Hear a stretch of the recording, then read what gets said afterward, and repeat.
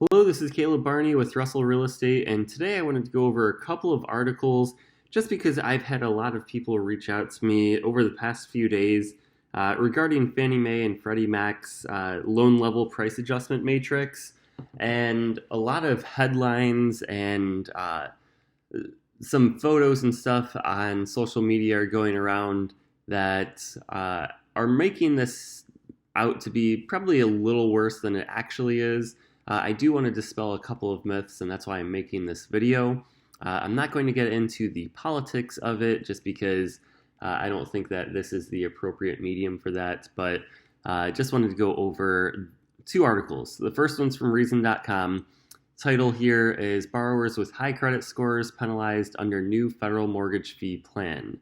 And basically what it says here is mortgage borrowers with good credit may face higher costs under the new scheme from federal mortgage associations Fannie Mae and Freddie Mac, and that under this new matrix, which basically determines what fees are going to be assessed to borrowers, it says borrowers with credit scores or higher credit scores will face higher mortgage fees than they did before, and those with lower credit scores will face lower fees than they did before. So that's basically, there's a chart that has been going around, and let me actually see if I click this. Maybe it'll show, so I'll do this in real time. Oh boy. All right, so these are the actual charts.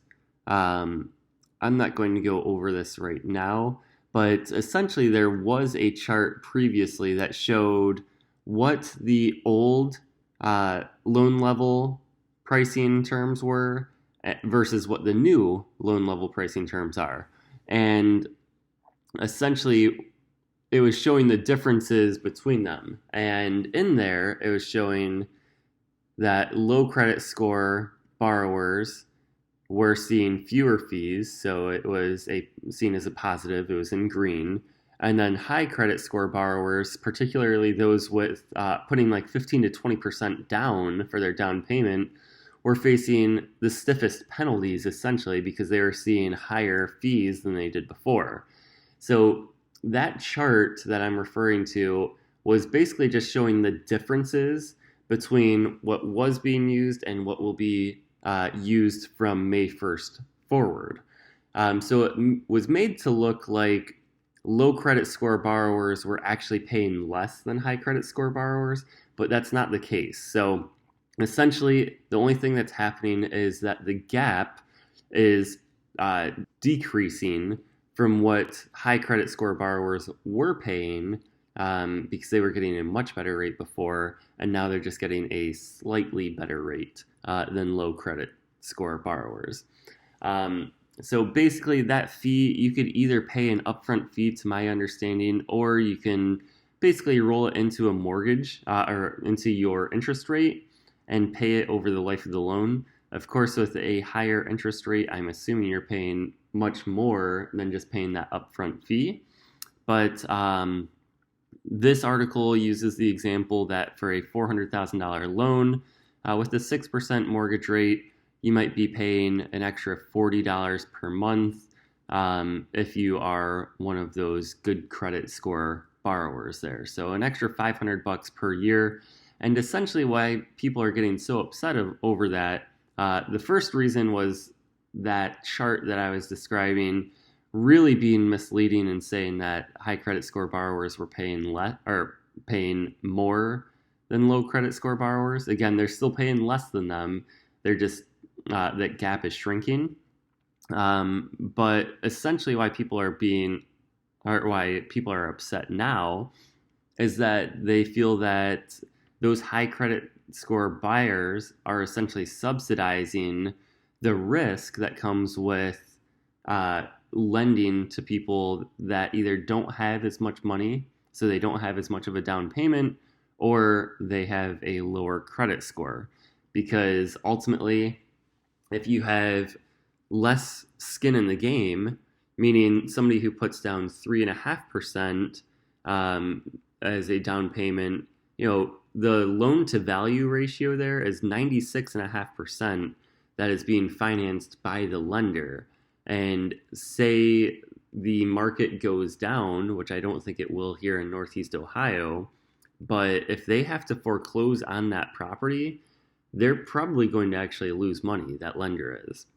As opposed to a borrower who has 20% down, um, if they are struggling and they get laid off and can't basically pay their mortgage, chances are they're not going to want to go through bankruptcy. They have enough skin in the game that they would be willing to sell the house just to not have that bankruptcy or foreclosure on their record.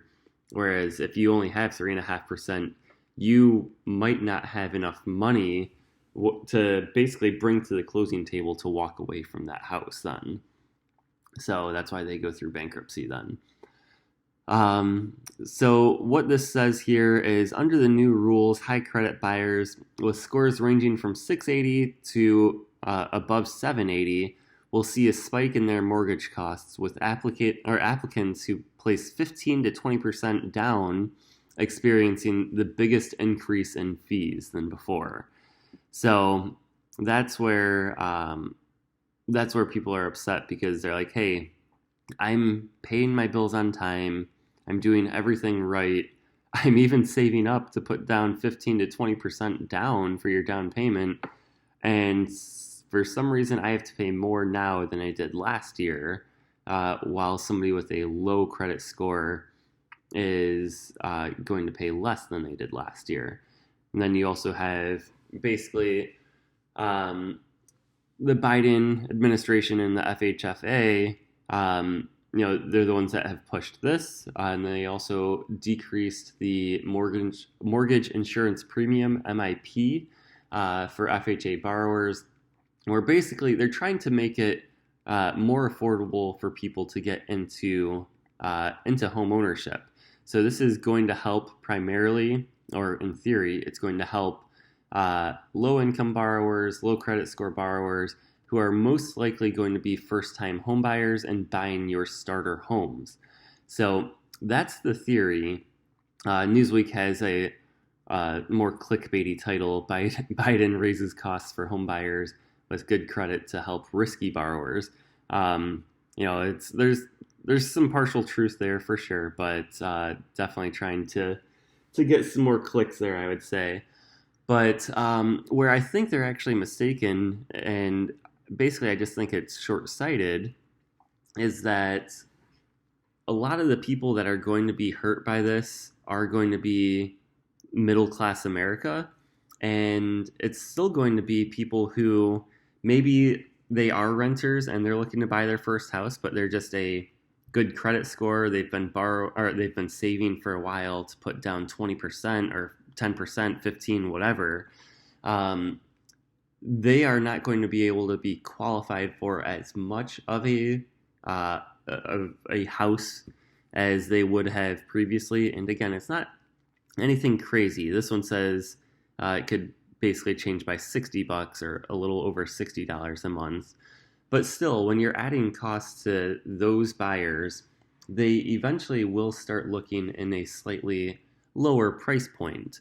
And what that ends up doing, in my opinion, is it's going to add more demand for those entry-level homes. It also is going to be for those step-up buyers who already are homeowners and they're in this starter home, but they're going to go buy their next house, and same thing, maybe they just don't feel comfortable buying when they are going to be essentially penalized here with a greater mortgage payment, not to mention if they bought within the past few years and they already had a low interest rate.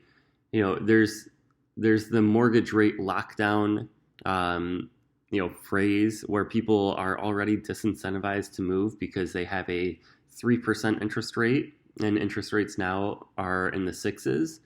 So it's already going to be much more of a monthly mortgage payment for them to stomach.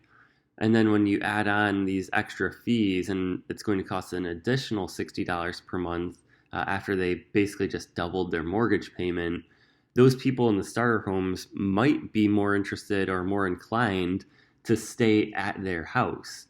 So that's where I think that the FHFA, the Federal Housing Finance Agency, and the Biden administration, they're trying to make houses more affordable for those starter homes. But that's where I think it's actually going to have the opposite effect, because more people are going to stay at their current home. So you already have a supply issue, and then you're actually going to increase the demand for those starter homes because more low income borrowers are going to be able to qualify to purchase a home, and then less of those step up buyers are going to qualify for those, and they're going to be looking at those entry level homes as well. So you're keeping supply constant or even slightly decreasing it, and you're increasing your demand, which, if you understand economics, that just means, okay, supply is decreasing, demand is increasing, home prices are going up, which is going to make things less affordable. Again, that's just my theory. I think that they are trying to do what is right, but at the end of the day, in my opinion, like, if you can't afford a home, I don't think we need to just keep lowering the barrier to entry. Home ownership isn't for everyone, and it could be, instead of a blessing, it could be a curse. If you don't have a good credit score, that means chances are you've missed payments before. So if you start missing your mortgage payment, guess what? You're going to get foreclosed on. That's really going to screw you. If you don't have money saved up to put a substantial down payment in, you probably haven't really worked that muscle to save very much previously. And if you're not a saver, what's going to happen when you have to replace the roof, the hot water tank, the furnace, the air conditioner? Things break in a house, and when you're the homeowner, you're responsible for it. When you're a renter, the landlord is responsible for it. So trust me, I'm a real estate agent. I like selling people houses, but homeownership isn't for everyone, and just lowering the bar to entry probably is going to have negative effects and consequences in the future. So just my thought, my 2 cents. Again, try not to get political or anything like that, but if you have any questions, feel free, reach out to me. If you leave any comments below, feel free to do that as well. Just keep them clean. Let's not disparage one party or the other, and have a great day.